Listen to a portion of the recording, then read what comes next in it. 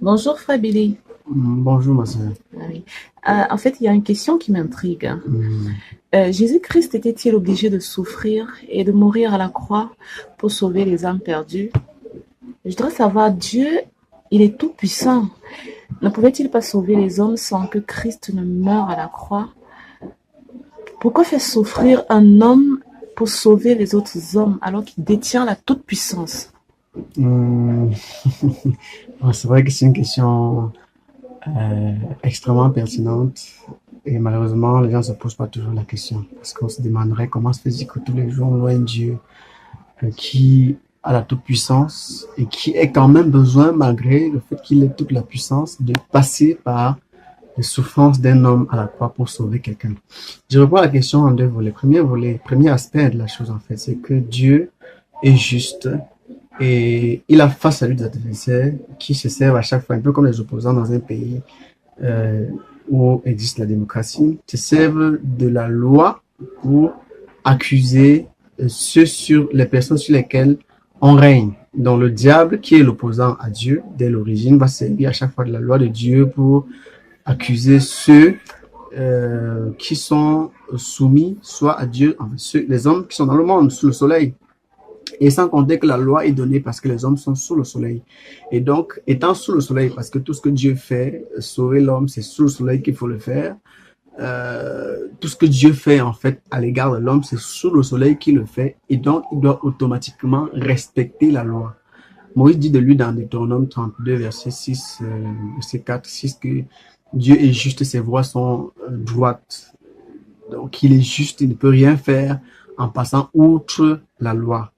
C'est même pour ça que parfois il a besoin des hommes comme nous, depuis la Genèse jusqu'à l'Apocalypse. Il a à chaque fois besoin des hommes comme nous pour faire son travail sur la terre, parce qu'il faut que ces hommes font des choses fassent des choses normalement, parce que l'une des preuves même, c'est que quand Jésus vient pour se faire baptiser par Jean dans Matthieu chapitre 2, Jean dit que non, c'est toi qui dois me baptiser, c'est toi le grand.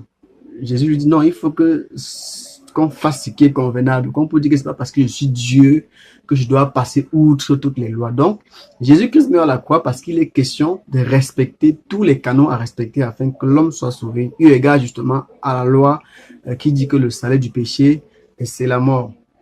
Et donc, maintenant, de manière explicite, qu'est-ce que ça donne? Le diable sait que l'homme qui a péché doit mourir et il est mort. Le diable, donc, quand il voit l'homme qui a péché, parce que le diable, c'est lui qui conduit l'homme, certes, à pécher, mais l'homme a quand même péché et la loi doit être appliquée. Le diable court, il accuse, il court, il accuse l'homme, il court, il accuse l'homme pour faire périr l'homme, pour amener l'âme de cet homme dans le séjour des morts. Maintenant, Dieu ne peut pas donc violer la loi en disant que je suis le Dieu Tout-Puissant, je dois sauver mes créatures. Non, il ne fait pas ça. Il faut développer les stratégies qui n'enfreignent pas la loi, qui font respecter cette loi qui dit que le salaire du péché, c'est la mort. Et donc, quelle est la stratégie que Dieu a adoptée? Il faut faire qu'une femme conçoive un homme semblable aux hommes que Dieu veut sauver, mais qui n'est pas né de la même germination que les autres hommes naturels, c'est-à-dire qui n'est pas né d'Adam, si on veut. Parce que le péché vient de Adam, dans la fécondation issue des règnes d'Adam qui amène l'homme à exister et cet homme est automatiquement pécheur. Donc Dieu a développé une stratégie pour amener un homme à exister sur la terre ayant la même chair que cet homme, mais n'ayant pas la même âme que cet homme. Cet homme-là qui est souillé par le péché. Et cet homme, c'est Jésus. Et donc quand cet homme vient, donc, Satan qui a souvent condamné les hommes qui ont péché et qui sont privés de la gloire de Dieu et qui doivent mourir parce que la loi dit que le salaire du péché c'est la mort, il confond donc cet homme-là qui est exceptionnel, qui est Jésus, qui vient par l'opération du Saint-Esprit aux autres hommes. Il va le prendre donc, il va le crucifier à la croix pour rien. Et après qu'il est crucifié, il va se rendre compte qu'il s'était trompé. Et puisqu'il s'est trompé en tuant quelqu'un, alors que la personne qu'il a tué n'a rien fait, la personne prend automatiquement le dessus sur lui, parce que même vous-même dans le monde, quand vous faites quelque chose à quelqu'un, que la personne n'a rien fait, la personne a le droit de vous demander ce qu'il faut pour réparer, parce qu'il a tué quelqu'un, parce qu'il a tué Jésus pour rien.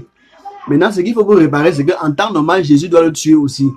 Et si Jésus tue le diable, ça veut dire que le diable n'existe plus, le diable n'a plus aucune puissance. C'est pour ça que Dieu donc détient, étant au séjour des morts, la toute puissance, même dans le séjour des morts, de manière à pouvoir faire sortir toutes les personnes qui étaient sous l'emprise du péché, toutes les personnes qui étaient condamnées par le péché et même sur la terre. Donc, désormais, c'est Jésus-Christ qui a le pouvoir sur le péché. Voilà la raison pour laquelle Jésus-Christ se fait crucifier à la croix. Et c'est une stratégie que le diable n'a pas pu venir, avec laquelle Dieu a pu avoir le diable.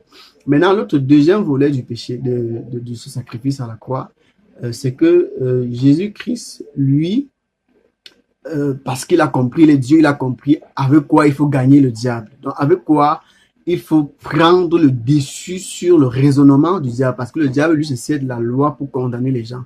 Jésus-Christ, donc, a trouvé le secret du diable. Le secret du diable, c'est quoi? C'est de renoncer de manière à ce que lui, il fasse tout ce qu'il veut sur cette chair qui a péché. Là, maintenant, quand Dieu va venir pour te prendre, il va enlever cette chair qui appartient en temps normal parce que notre chair à nous appartient au diable. C'est une chair qui est habitée par le péché causé par le diable, qui est habitée par la nature du diable. Et donc, Jésus-Christ dit donc, dépouillez-vous de la chair là, renoncez. Donc, faites comme moi parce que Jésus-Christ étant sur la croix en souffrir injustement et en train de renoncer à sa propre vie, à la vie charnelle, à la chair. Et donc, quand il fait ça, il nous demande à nous aussi de suivre ce chemin. En suivant ce chemin, automatiquement, on a gagné le diable et le diable n'aurait plus rien contre nous. Il n'aurait plus les moyens pour nous accuser parce qu'il a eu ce qu'il voulait. Son but à lui était de nous détruire dans notre chair, détruire notre vie charnelle et il a détruit cette vie. Jésus nous explique que renoncer à ça parce que c'est ça qu'il veut. Donnez-lui à lui ce qu'il veut.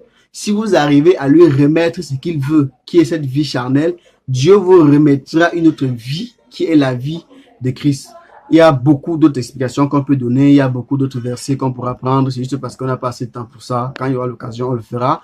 Mais déjà, vous pouvez comprendre la raison pour laquelle Jésus-Christ vient mourir sur la croix alors que Dieu est capable de sauver les hommes sans forcément passer par la croix. Dieu est juste, il fallait que la loi soit appliquée, que tous les canaux soient respectés et que chaque personne, que ce soit le diable, reçoive ce que lui il veut et que l'homme reçoive ce que lui il veut et que Dieu lui à la fin aussi reçoive ce que lui il veut.